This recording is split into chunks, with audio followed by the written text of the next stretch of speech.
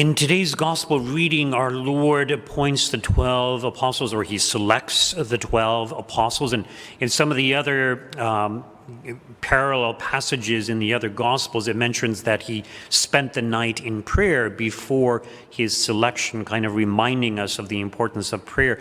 Whenever we undertake a significant change or a significant work in our lives, and this selection of the 12, recall on one occasion he sent out 70 or 72 and they came back. So he had a lot of disciples, but he chooses these 12 to be closer to him than the others. And it's just a reminder to us of the hierarchical nature of the church. In other words, we have the bishops who are the successors to the apostles who have a higher position of authority in the church. And the priests are kind of like the disciples who assist the bishops. So the bishops are in some sense closer to God. They have the fullness of priestly ordination, whereas priests cannot do certain things that bishops can do, for example, to ordain someone. And whenever the list of 12 is given, or even if it's just a list of 3, St. Peter is always mentioned first. So it's clear that he is the head of the apostles. And of course, this is where we get the papacy from.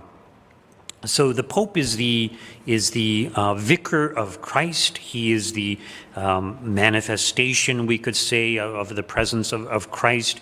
Not that he is holy or that he cannot make mistakes, but he represents Christ to us on earth. He is the one who leads us in the same way that Christ led his disciples and apostles when he was here on earth.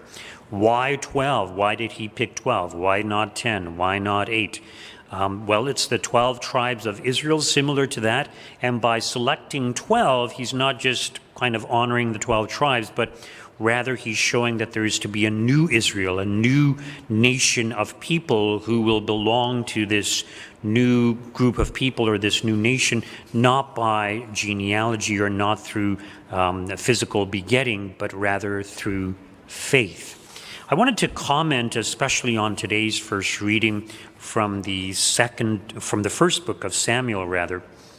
And it's about how David has an opportunity to kill Saul because Saul is pursuing him. Now, if you recall yesterday, Jonathan was able to convince his father Saul, David hasn't done anything wrong. Don't be angry with him. Don't try and kill him. And so we miss part of the narrative and we jump to what's happening in today's gospel reading. But David does come back to Saul and he's playing the harp, and Saul once again wants to kill him and actually throws his spear at David. But luckily David evades the spear, and then David has to flee for his life. Saul is pursuing him with his army. David has some loyal soldiers with him also, and they are hiding in the cave. So Saul comes in, and his companions whisper to him, here's your opportunity, kill Saul. And in one sense, if he did kill Saul, he would have been justified because Saul is trying to take his life. So it's almost like an act of self-defense. But notice that David doesn't do that. But to show that he had the opportunity to do it, he cuts off a piece of his cloak. And it's interesting that he feels bad even for having done that. And the reason he feels bad for having done that is because he recognizes that Saul is the king that was chosen by God, even though he ended up being a bad king. So it's interesting, yesterday I focused on how when we give in to envy or jealousy, it could lead to other sins. It's one of the 7 deadly sins, but it's not a mortal sin in and of itself. Could be, but not usually not. But it leads to other sins which could be mortal, in this case, Saul wanting to kill David. And I wanted to contrast the attitude of Saul and the attitude of King David.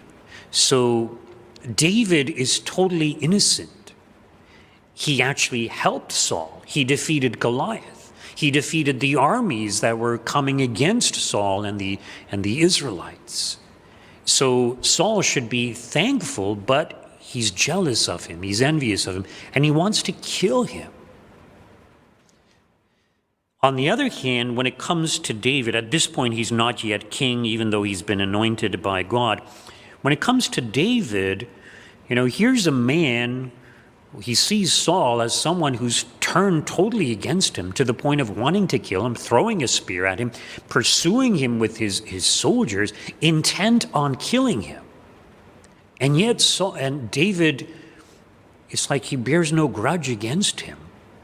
He's willing to forgive him for this attitude. He's willing to love him. And what's interesting is that the story won't continue in our daily readings, but if you follow this story through, King Saul is eventually involved in a battle and he's wounded, and I can't remember exactly, but I think he tries to commit suicide because he knows he's not going to recover, so he kind of falls on his own spear or his sword, I can't remember, but he's still alive. And so he asks one of his own soldiers, to dispatch him, to put him out of his misery. And the soldier does. And later on, this soldier goes and reports to David what he did. And Saul is enraged that he had how could he do this to the Lord's anointed? So David ends up killing this soldier who put Saul out of his misery. And it's just a reminder. I mean, we could make a whole homily out of it, today when we talk about euthanasia, right? So every person has a certain dignity and they have a right to life, even if they are suffering, even if they are dying, right? So we shouldn't put someone out of their misery. In other words, we shouldn't kill them. We should allow nature to take its course. Yes, we need to comfort them. We can treat them with medicine and give them the things that they need. But most importantly, we need to give them love and respect. So the attitude of the two individuals is very, very great. The contrast between them is very, very great. And of course, we are called to imitate David. Now, most people who are our enemies are not intent on killing us. They're not throwing spears at us. But they may harm us with words, perhaps sometimes with actions, what they've done to us. They may have humiliated us. And we get so enraged sometimes, and we have a hard time forgiving. And it's not a good attitude to have. In other words, we need to be like King David, who loved his enemies. And yes, our enemies may not be the anointed of the Lord, they may not be the king of Israel, but nevertheless, they are human beings. They are deserving of our respect. And recall how I mentioned that, often the evil spirits, they know what our weaknesses are, whether it's pride or lust or whatever, and they intensify these weaknesses that we have. So when someone is angry with us, or someone looks down upon us and humiliates us, well, maybe they're motivated by pride, and maybe they're a puppet of Satan.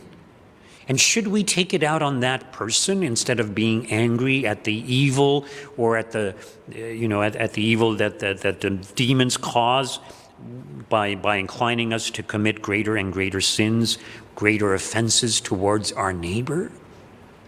And the other reality is that, if people do us harm, if they choose to do that, if they choose to give in to the motivations that are given to them by the evil spirits, and they do us great harm, well, God is going to punish them. They may end up in hell for all eternity. If we could see them now and kind of understand the suffering that they would endure in hell, we wouldn't be angry with them. We would pity them. But so often we don't think this way, but we need to. So we need to imitate the attitude of David. And David, it's from the line of David that the Messiah will come. And David is the great king out of all the kings of Israel. And it's interesting that he's innocent in this case, and he's being persecuted by Saul. And so in many ways, he's kind of like a Christ figure also. In other words, the innocent who suffers on behalf of a good, which is what David does. And that brings us to today's saint, Saint Agnes. There isn't a whole lot known about her, but what is known is that she was only around 12 years old when she died. She was martyred for the faith. And St. Ambrose has a beautiful account of her martyrdom, which, it's just a lot of it is based on speculation. And he presents her as being so brave, so full of faith, when he points out that, usually girls who are 12 years old, that they're afraid of a pinprick, they're afraid of the frown of their parents. But St. Agnes is not afraid to face martyrdom. And it's believed that she had her head chopped off. And, St. Ambrose says, St. Agnes approaches with great faith, great confidence, and she was apparently very, very beautiful also. In other words, she's got her whole life ahead of her, but she loves Christ. She's not afraid of death. She's proceeding as if in marriage to Christ, to her martyrdom. And St. Ambrose says, it's not Agnes who was afraid, but it was the executioner who was afraid, seeing someone with such great poise and confidence and great faith, and at the same time such beauty. So in other words, St. Agnes became extremely popular because of her great faith, because she was just such a young individual, and she died so heroically. And she too, like David, was innocent, totally innocent. Now, we talk about the saints, and yeah, it was in the past, but imagine today. Imagine today a 12-year-old who's going to be executed because she's Catholic. And so many adults, or so many people older than someone who's 12 years old, are afraid to publicly manifest their faith, to join us in the life chain or whatever it may be. So we need to imitate the virtue of King David. We need to imitate the virtue of Saint Agnes. We need to be bold about our faith. Saint Agnes only had 12 years to mature in the faith, to understand everything about the faith, to have great faith. And here we are, so many of us, we're getting up there in our age, and our faith is kind of weak. We're afraid of opposition. We're afraid of persecution. We're afraid of martyrdom. It's not good. As Catholics, we need to be bold about our faith, not to be afraid, but rather to be zealous and to do what we can to proclaim, to manifest the faith to others. And if we are persecuted, we should rejoice, because our heavenly reward will be far greater.